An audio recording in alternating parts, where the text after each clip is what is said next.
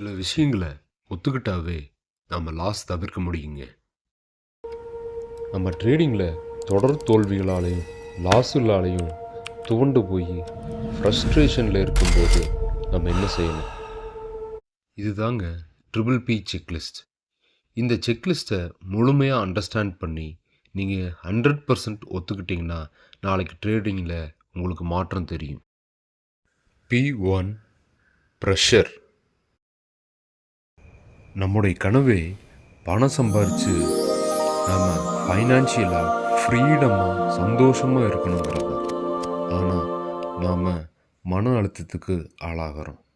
ஏன் மன அழுத்தத்துக்கு நம்மளை இந்த ட்ரேடிங் கொண்டு வந்து சேர்த்துது?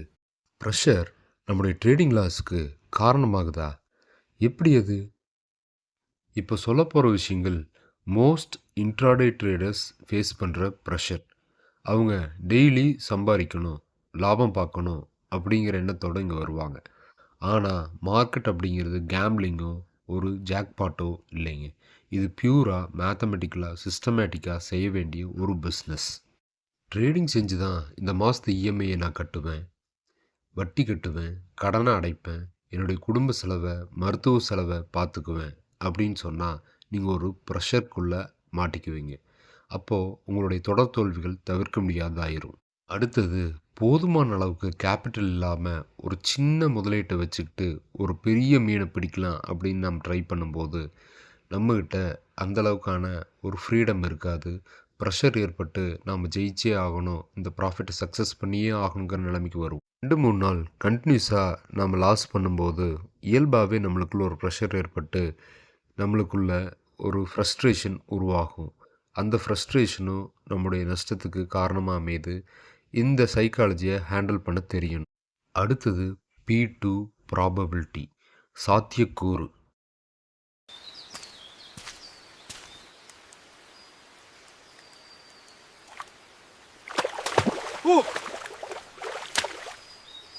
நம்ம செஞ்சிட்ருக்கிற ட்ரேடிங் ஸ்டைல் எவ்வளவு தூரம் நம்மளுக்கு சக்ஸஸ் கொடுக்கணும் தெரியாமல் செய்கிறது.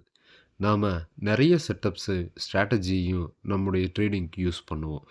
ஆனால் அந்த செட்டப் எவ்வளவு தூரம் நம்மளுக்கு வின்னிங் ரேட்டை கொடுக்கும் அப்படிங்கிறது தெரியாமல் நம்ம பண்ணிகிட்ருப்போம். எவ்வளவு நாட்கள் அது சக்ஸஸை கொடுக்குன்னு தெரியாமல் பண்ணுவோம். எல்லா ஸ்ட்ராட்டஜியுமே ஜெயிக்கிறதுக்கான சாத்தியக்கூறுகள் அதில் இருக்குது. ஆனால் நாம் ஒவ்வொரு ஸ்ட்ராட்டஜிலையும் ஜெயிக்கும்போது அந்த ஸ்ட்ராட்டஜி நல்லாயிருக்கு, விவேப் நல்லாயிருக்கு, இஎம்ஐ நல்லாயிருக்கு, எஸ்எம்சி கான்செப்ட் நல்லாயிருக்குன்னு சேஞ்ச் ஓவர் ஆகும்.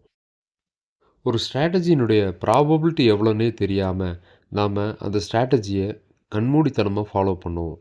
பேக் டெஸ்ட் பண்ணாமல் ஃபாலோ பண்ணுவோம். பேக் டெஸ்ட் பண்ணாமல் எடுக்கிற எந்த ஒரு ஸ்ட்ராட்டஜியும் அதில் ப்ராபபிலிட்டி குறைவாக இருக்கா அதிகமாக இருக்கான்னு நம்மளால் கண்டுபிடிக்கவே முடியாது. அடுத்து நாம் ஒத்துக்கொள்ள வேண்டிய முக்கியமான விஷயம் P3 சைக்காலஜி. நம்முடைய ட்ரேடிங்கில் டிசிப்ளினும் பாசிட்டிவான மைண்ட் செட்டும் இருக்கா? இது எப்பாவது நீங்கள் செக் பண்ணியிருக்கீங்களா? ட்ரேடிங் ப்ராஃபிட்டுக்கு எதிரிகள் 3 பேர். முதல்ல நம்முடைய பேராசை.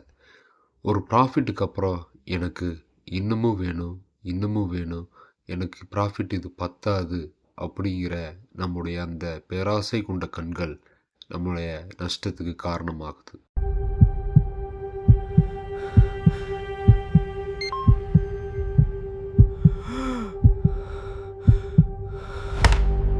அடுத்த எதிரி பயம், ஃபியர் ஆஃப் ட்ரேடிங்.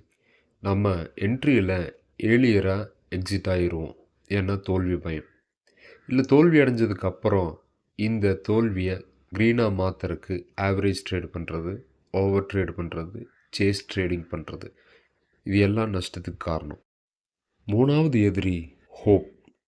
நம்முடைய ட்ரேடிங்கில் இந்த ஹோப் நம்மளை அழிவு பாதைக்கே கொண்டு போயிடும். இந்த ட்ரேட் நம்மளுக்கு ஆப்போசிட்டில் நடக்கும்போது நம்ம சைடே திரும்பிடும். இல்லை இப்போ எக்ஸிட் ஆனால் லாஸ் வந்துடும், நம்முடைய இடத்துக்கு ப்ரைஸ் மறுபடியும் வந்ததுக்கப்புறம் எக்ஸிட் ஆகலாம், ப்ரைஸ் கண்டிப்பாக திரும்பிடும் அப்படிங்கிற ஒரு மனநிலை ஹோப் தான் நஷ்டத்துக்கு காரணம். 3P செக்லிஸ்ட்டை நம்ம டெய்லி ட்ரேட் பண்ணுறதுக்கு முன்னாடி செக் பண்ணி பண்ணும்பொழுது நம்ம ட்ரேடிங்கில் வித்தியாசம் தெரியும். இந்த 3 காரணங்களை எப்படி தீர்க்கலாம் அப்படிங்கிற சொல்யூஷனை என்னுடைய அப்கமிங் வீடியோஸில் பார்க்கலாம். இந்த சேனல் உங்களுக்கு யூஸ்ஃபுல்லாக இருந்தால் ஷேர் பண்ணுங்கள், லைக் பண்ணுங்கள், கமெண்ட் பண்ணுங்கள். இது ஃப்ரீடம் வின்னர் ட்ரேடர்.